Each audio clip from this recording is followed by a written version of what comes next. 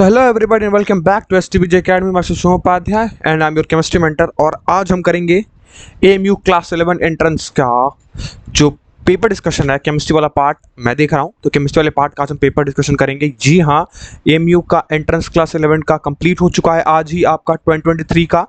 And yes, मैं आशा करता हूँ कि सभी बच्चों का बहुत ही अच्छा पेपर गया होगा। कांग्रेचुलेशन जिनको सारे सवाल आए, जिन्होंने बहुत अच्छे से अपने पेपर को अटेम्प्ट किया। And this is AMU entrance 2023 और उसका पेपर डिस्कशन, केमिस्ट्री का पेपर डिस्कशन हम करेंगे और केमिस्ट्री के सारे सवाल हम सॉल्व करेंगे आपके सामने, और स्पेशली साथ ही साथ उसके आंसर की देंगे आपको। यस डेफिनेटली ये बहुत ही ट्रस्टवर्दी आंसर की होने वाला है, तो आप इस आंसर की से मैच करिए और प्लीज़ कमेंट डाउन करिए कि यस सर मेरा इतना सही हुआ, मेरे इतने स्कोर आ रहे हैं, आपने कितना स्कोर किया। और ये बताइए कि एसटीबीजी एकेडमी आपके लिए कितना हेल्पफुल रहा है। देखिए, सबसे पहले हम सभी ने आपको वीडियो सोल्यूशन प्रोवाइड कर दिए अलॉन्ग विद द आंसर की। तो चलिए इस वीडियो की शुरुआत करते हैं without wasting any more time. Let's get straight to our video. And yes, पहला सवाल पूछा गया था जो 68 नंबर जो क्वेश्चन है आपके केमिस्ट्री का, वो था electrovalent compound are soluble in. देखो बहुत सिंपल सवाल है, बहुत सिंपल सवाल पूछा गया था कि इलेक्ट्रोवैलेंट कंपाउंड जो होता है वो किस में सॉल्युबल होता है, वो जो सॉल्वेंट है वो बताइए। ठीक है, तो सबसे पहले इलेक्ट्रोवैलेंट कंपाउंड क्या होता है यार? इलेक्ट्रोवैलेंट कंपाउंड ऐसे कंपाउंड होते हैं जो अपने आयंस में ब्रेक हो जाते हैं, है ना, जिसको आयनिक कंपाउंड बोला जाता है। इलेक्ट्रोवैलेंट को क्या बोला जाता है? इलेक्ट्रोवैलेंट को आयनिक कंपाउंड बोला जाता है। अब आप ये सभी पढ़ रखे थे और बहुत सिंपल सवाल है। एंड यस, इसका ऑप्शन होगा डी नंबर। यस एब्सोल्युटली, जिस बच्चे ने सी लगाया वो गलत है, बेंजीन नहीं, डी वाटर होगा। क्योंकि इलेक्ट्रोवैलेंट कंपाउंड मैं आपको बता दूं, आपने ये चीजें पढ़ी भी होंगी। इलेक्ट्रोवैलेंट कंपाउंड क्या होता है? जैसे ही आप उनको पानी में डालते हैं तो वो अपने आयन में कंप्लीटली डिसोसिएट हो जाते हैं, जिसकी वजह से वो ज्यादा अच्छे से सॉल्युबल होते हैं। याद रख लो, इलेक्ट्रोवैलेंट कंपाउंड हमेशा वाटर में डिसॉल्व होता है। किसमें? वाटर में डिसॉल्व होता है। वेयर एज अगर मैं ऑर्गेनिक सॉल्वेंट ले लूं, है ना, तो ऑर्गेनिक सॉल्वेंट में ये डिसॉल्व नहीं होते हैं। लेकिन अगर मैं कोवलेंट कंपाउंड की बात करता तो कोवलेंट कंपाउंड में उल्टा हो जाता है। कोवलेंट कंपाउंड वाटर में डिसॉल्व नहीं होते हैं, ये ऑर्गेनिक सॉल्वेंट में डिसॉल्व हो जाते हैं। लेकिन यहां तो हमसे इलेक्ट्रोवैलेंट का पूछा गया, तो इलेक्ट्रोवैलेंट यस एब्सोल्युटली 68 का ऑप्शन नंबर डी, जिस बच्चे ने डी मारा है बहुत सही, उसने इस सवाल को सॉल्व कर लिया। तो 68 का option number D is absolutely correct answer. चलिए आगे बढ़ते हैं। अगला सवाल, the compound formed by the reaction of ethanol and ethanoic acid. Yes, organic chemistry से आपका सवाल पूछा गया, कार्बोनेट्स कंपाउंड का रिएक्शन वाला पार्ट। उसके अंदर क्या बोला गया है कि जब भी जो है इथेनॉल है यानी C2H5, जब वो रिएक्ट करता है इथेनोइक एसिड से जो होता है CH3COOH, ठीक है, तो वो क्या बनाता है ना? ये बहुत सिंपल सवाल है, बहुत सिंपल सा रिएक्शन है। देखो, अगर ये वाला पार्ट, अगर आपने अपने वो केमिस्ट्री कार्बोनेट कंपाउंड वाले पार्ट का लास्ट सेक्शन देखा होगा ना, तो उस लास्ट सेक्शन से ये सवाल पूछा जाता है जिसमें आपको सोडियम स्टोरेट का सवाल रिएक्शन दिया गया था। लेकिन यहाँ से पूछा गया है कि जब भी इथेनॉल रिएक्ट करता है तुम्हारे इथेनोइक एसिड से, तो ये तुम्हारा इथेनॉल है, ये तुम्हारा इथेनोइक एसिड है, तो जब रिएक्ट करता है तो आपने ये चीज पढ़ा है कि ये बनाता है ethyl ethanoate. Yes, ethyl ethanoate इस तरह का फॉर्मेशन होता है यहाँ। और वो क्या था, उसका फॉर्मूला क्या था? CH3COO2H5, सभी को याद होगा। ये है आपका इथाइल इथेनोएट बनता है। ये रिएक्शन सिंपल आपकी बुक में दी हुई है, तो आपने अगर ये पढ़ के गया है तो ये सवाल आपने सॉल्व कर लिया होता, इथाइल इथेनोएट बनेगा। तो यस, ऑप्शन नंबर डी आपको साफ साफ दिख रहा है। देखिए CH3CH2, जिसको यहाँ लिखते हैं यहाँ चेक कर लो ना, CH3C डबल बॉन्ड OCH2, तो यहाँ चेक कर लो CH3CH2 C double bond O C2H5, नहीं ये नहीं हो सकता है, थोड़ा सा करेक्शन करना पड़ेगा यहाँ। ठीक है, CH3CH2 और C डबल बॉन्ड होता है, तो CH3CH2 C double bond O, यहाँ चेक कर लो CH3CH2 C double bond O CH3, नहीं ये भी नहीं हो सकता। यस यस एब्सोल्युटली डी जो करेक्ट आंसर, जिसमें C2H5 आपको साफ साफ नजर आ रहा है, तो आपका CH3CH2 C double bond O C2H5। Yes absolutely ये इथाइल अल्कोहल, इथाइल इथेनोएट है, आप यहाँ देख सकते हैं। So this is your correct answer. आगे बढ़े, सबको क्लियर हो गया? चलिए नेक्स्ट क्वेश्चन आगे बढ़ते हैं। अगला सवाल है, which oxide is more basic in the following. ओहो, बहुत सिंपल सवाल। देखो, मेटल का ऑक्साइड, आपने चीजें पढ़ी है कि मेटल का जो ऑक्साइड होता है वो तो यार बेसिक होता है ना? मेटल का ऑक्साइड क्या होता है? बेसिक। और नॉन मेटल का ऑक्साइड एसिडिक होता है। नॉन मेटल का जो ऑक्साइड होता है वो क्या होता है? एसिडिक इन नेचर होता है। अब सबसे बड़ी बात क्या है कि इसमें से पूछा गया है कि कौन सा ऑक्साइड बेसिक नेचर का होगा, कौन सा ऑक्साइड बेसिक नेचर का होगा। अब चेक कर लो कि मेटल ऑक्साइड बेसिक होता है, तो यहां तो सारे मेटल दिए हुए, आप कंपेयर कैसे करें? तो देखो Na2O, MgO, ZnO और CuO, जो सबसे अच्छा मेटल वो सबसे ज्यादा बेसिक होगा। तो जाहिर सी बात है सबसे ऊपर कौन आता है, रिएक्टिविटी सीरीज में भी देख लो Na2O। तो यस 70 का A is your absolutely correct answer. I thought it is clear to you. चलिए आगे बढ़ते हैं। So the following reaction is not correct. इनमें 4 रिएक्शन दिए हुए देखो। रिएक्टिविटी सीरीज आपको पता होनी चाहिए, बहुत सिंपल सा सवाल है ये। रिएक्टिविटी सीरीज जिसको पता होगी इस सवाल को उसने सॉल्व कर लिया होगा। सो the following reaction is not correct, ये पूछा गया हमसे। चेक कर लो देखो, zinc copper sulphate, zinc sulphate plus Cu। यहां देखो डिस्प्लेसमेंट हुआ है, तो जिंक ने कॉपर को डिस्प्लेस कर दिया क्योंकि जिंक जो है वो ऊपर आता है। यस एब्सोल्युटली, तो पहला तो सही है। दूसरा चेक करो, AgCuNO3, AgNO3 प्लस Cu, पकड़ा गया। देखो सिल्वर जो है वो कॉपर से रिएक्टिविटी सीरीज में नीचे आता है, तो ये रिएक्शन पॉसिबल नहीं है। सिमिलरली FeCu को कर सकता है, MgH को कर सकता है, बिल्कुल कर सकता है, यानी B is your absolutely correct answer. जो गलत है, जो पॉसिबल नहीं है, क्योंकि जो Ag है तुम्हारा, जो सिल्वर है वो कॉपर से ऊपर आता है। जो कॉपर है, सॉरी, वो सिल्वर से ऊपर आता है, उल्टा बोल रहा हूं मैं अभी। जो कॉपर है वो सिल्वर से ऊपर आता है, तो यहां दे दिया है कि सिल्वर कॉपर को रिप्लेस कर रहा है, नॉट पॉसिबल। सो यस 71 का B is your absolutely correct answer. चलिए आगे बढ़ते हैं। Mass of one atom is equals to, अरे बच्चों को ये बात पता है, जब आपने 1 AMU पढ़ा होगा। AMU, yes, atomic mass unit. This is not AMU तुम्हारा कॉलेज वाला, ये तुम्हारा एटॉमिक मास यूनिट। तो 1 AMU किसके बराबर होता है, सबने पढ़ा है। वही बोला गया कि 1 एटम का मास यानी 1 AMU 1/12 मास ऑफ, याद है, C12 एटम, याद करो। Yes absolutely C is your absolutely correct answer. बहुत सिंपल सवाल था, तो 72 का C is your absolutely correct answer. चलिए आगे बढ़ते हैं अगला सवाल। What are the number of moles in, अच्छा हमसे पूछा गया है कि नंबर ऑफ मोल्स बताइए, है ना, किसमें, इन 12.04 into 10⁻23 atoms of helium. Okay, helium के एटम्स का बहुत सिंपल सवाल है। देखो हमने पढ़ा है कि नंबर ऑफ मोल्स का फॉर्मूला क्या होता है, मास अपॉन मोलर मास। सबने चीज पढ़ रखा है, mass given upon molar mass, सबको पता है। लेकिन अदर देन दिस यहां ये फार्मूला नहीं लगेगा। इसका एक और फार्मूला होता है, याद करो, इसका फार्मूला होता था number of atoms upon Avogadro number, याद है। यस आपने मोल कॉन्सेप्ट अच्छे से पढ़ा है, तो ये चीज आपको पता होगी। इसका एक और फार्मूला होता है, आप देखो नंबर ऑफ एटम दिया हुआ है, जी हाँ बिल्कुल, और एवोगैड्रो नंबर सबको पता है, सबको पता है। तो रख दीजिए 12.04 into 10⁻23 upon Avogadro number 6.023 into 10⁻23। क्या बात है, 20 कट गया। ये देखो ये ऑलमोस्ट 2 टाइम जाएगा, तो नंबर ऑफ मोल्स की वैल्यू 2.0 मोल्स हो जाएगी। और क्या कहीं ऑप्शन में आपको 20 मोल दिख रहा है, यस 2.0, यस 73 का ऑप्शन नंबर सी, 73 का C is absolutely correct answer. बहुत इंपॉर्टेंट फार्मूला था, मोल कॉन्सेप्ट सवाल पूछा गया था। सो आई थॉट ये आप सभी ने अटेम्प्ट कर लिया होगा। आगे बढ़ते हैं। The number of molecules of sulphur S8, अच्छा सल्फर S8 में हमसे नंबर ऑफ मॉलिक्यूल्स पूछा गया है। अरे यार बहुत सिंपल सवाल, अगेन मोल कॉन्सेप्ट। देखो यार मोल कॉन्सेप्ट बहुत इंपॉर्टेंट है, तो इस चीज को नोट डाउन कर लो। आने वाले अगर और बच्चे देख रहे हैं अपकमिंग देने के लिए, तो नोट कर लो कि मोल कॉन्सेप्ट बहुत इंपॉर्टेंट है।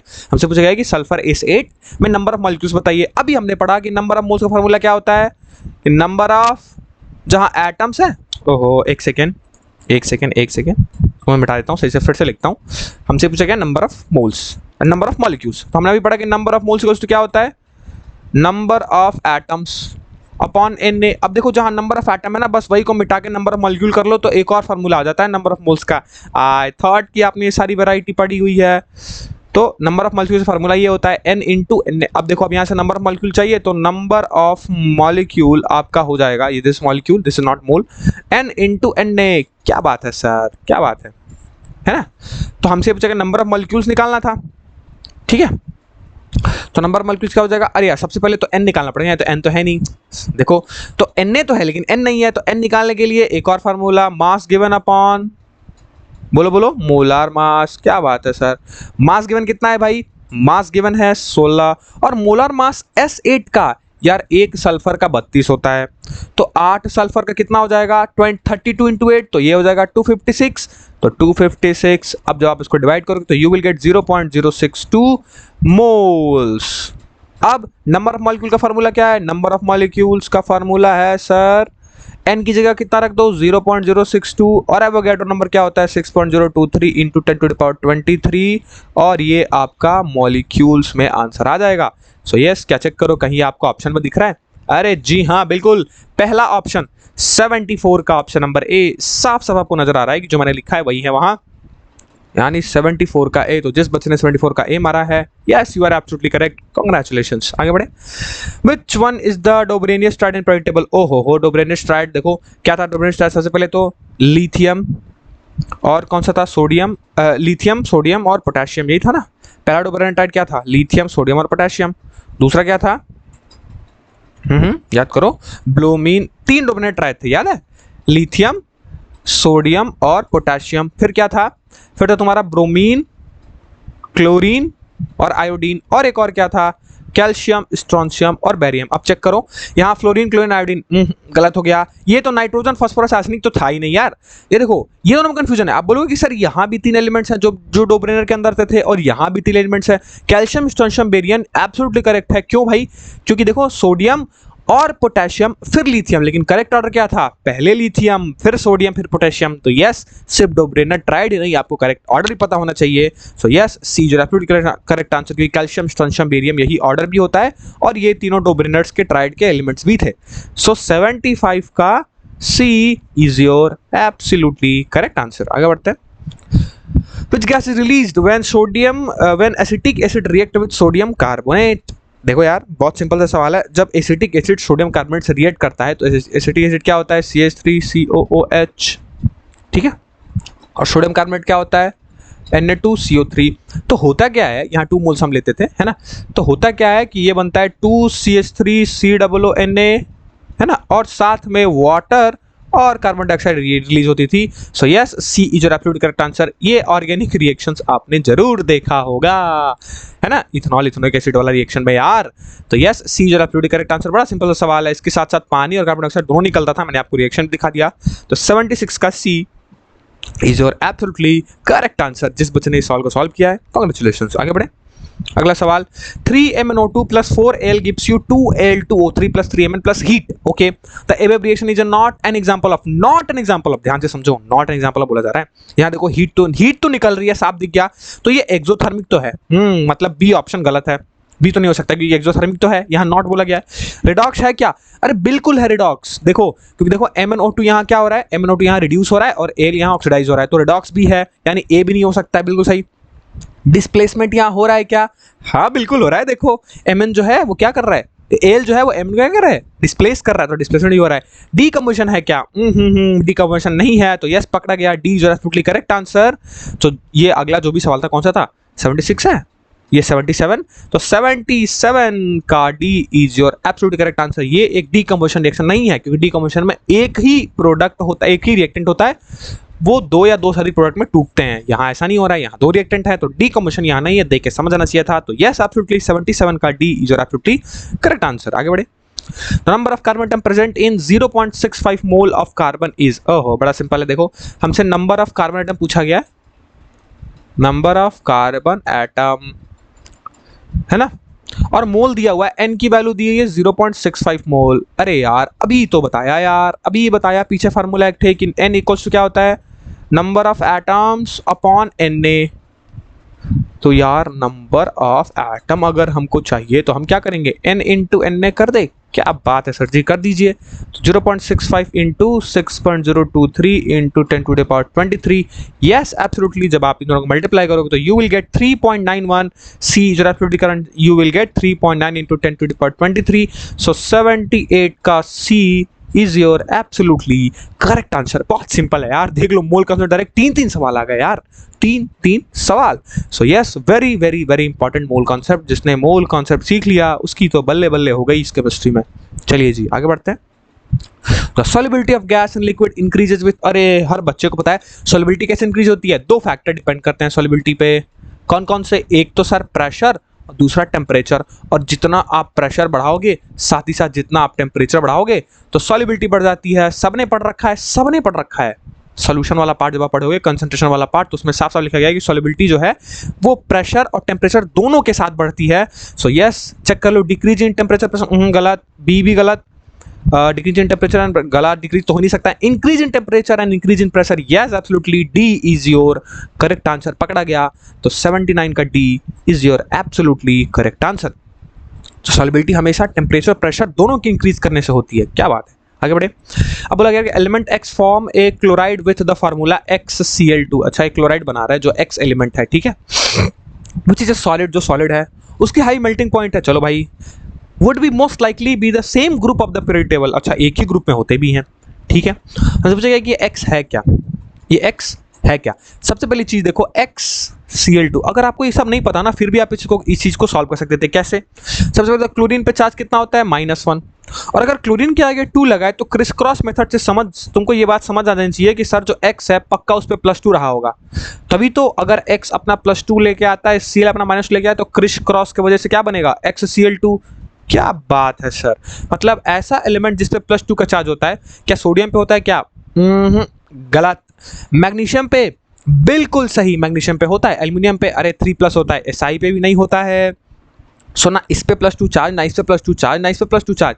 +2 चार्ज किस पे होता है, मैग्नीशियम पे। एंड यस, ये सॉलिड भी होता है और इसकी हाई मेल्टिंग पॉइंट भी होती है। तो यस, बी जिस बच्चे ने बी मारा है बहुत सही, 80 का B is absolutely correct answer. So इसका जो फार्मूला है ना वो होगा MgCl2, जहां X क्या है, X है magnesium. Yes, absolutely B is your correct answer. 80 का B is your correct answer. This is 80, okay. चलो आगे बढ़ते हैं, अगला सवाल। 2ZnS + 3O2 हीट करने पे हमको ZnO मिल रहा है, क्या है, 2ZnS + 3O2 को जब आप हीट कर रहे हैं तो आपको मिल रहा है 2ZnO। साथ ही साथ दूसरा रिएक्शन है कि जिंक कार्बोनेट को जब आप सिर्फ हीट कर रहे हैं तो आपको मिल रहा है ZnO + CO2। अब ये बताओ दोनों में डिफरेंस क्या है। सबसे पहले तो डिफरेंस पता कर लो, खुद सवाल का आंसर मालूम पड़े। डिफरेंस ये है कि पहले वाला रिएक्शन, दूसरा रिएक्शन यहाँ है, पहला रिएक्शन देखोगे तो हीट तो किया जा रहा है लेकिन in the presence of oxygen. ओहो, मतलब पहले वाले में प्रेजेंस ऑफ ऑक्सीजन, यानी हीट तो किया जा रहा है सर लेकिन ऑक्सीजन के प्रेजेंस में। और दूसरे में कोई ऑक्सीजन है क्या रिएक्टेंट साइड में? नहीं, डायरेक्टली हमने जिंक कार्बोनेट को ZnCO3 को डायरेक्टली हमने हीट कर दिया। मतलब ये एब्सेंस ऑफ ऑक्सीजन में किया जा रहा है हीट। और यार मेटलर्जी, मेटल नॉन मेटल वाले चैप्टर में आपने ये चीज पढ़ी होगी कि जब भी हम ऑक्सीजन के प्रेजेंस में हीट करते हैं तो उस प्रोसेस को हम बोलते हैं रोस्टिंग।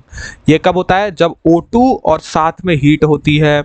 और अगर मैं कैल्सिनेशन की बात करूं तो कैल्सिनेशन में क्या होता है, एब्सेंस ऑफ ऑक्सीजन, इसमें सिर्फ डायरेक्टली हीट कर देते हैं हम। सो यस, आपको ये चीज़ पता चल गई होगी कि पहले रिएक्शन को हम रोस्टिंग बोलते हैं, दूसरे को कैल्सिनेशन बोलते हैं। तो चेक कर लो, reaction 1 is calcination and second is roasting. अरे गधे नहीं, reaction 1 is roasting and second is calcination. Yes, absolutely B पकड़ा गया, सी और डी दोनों गलत हैं। सो 81 का B is your absolutely correct answer. बहुत सिंपल सा सवाल था, डायरेक्टली स्ट्रेट फॉरवर्ड सवाल था। सो आई थॉट कि आपने इस सवाल को कर लिया होगा। 81 का B is your absolutely correct answer. चलिए आगे बढ़े, अगला सवाल। Which of the following is most reactive metal? अरे रे, रिएक्टिविटी सीरीज सबको पता है, रिएक्टिविटी सीरीज है ना। रिएक्टिविटी से देखो यहाँ बच्चा लिखा भी है, इसमें तुम साफ देख सकते हो कि एल्यूमिनियम जो है वो सबसे ऊपर आता है। तो यस, इसको तो कराने की रिक्वायरमेंट ही नहीं है यार, हर बच्चा इसको कर लिया होगा। तो 82 का C is your absolutely correct answer, क्योंकि एल्यूमिनियम सबसे ऊपर आता है, जिंक से भी, कॉपर से भी और आयरन से भी, ठीक है। सो 82 का C is your absolutely correct answer. कुछ नहीं करना था, बस रिएक्टिविटी सीरीज को कंपेयर कर लीजिए, आपको खुद मालूम पड़ जाएगा कौन सा रिएक्टिव है। आगे बढ़े, अगला सवाल। 5.3 gram of sodium carbonate react with 6 gram of ethanoic acid. अच्छा, सोडियम कार्बोनेट है यहाँ, यानी कि सोडियम कार्बोनेट Na2CO3 और रिएक्ट कर रहा है किसके, इथेनोइक एसिड के साथ। तो इसको ऐसे कर लो, एक मिनट,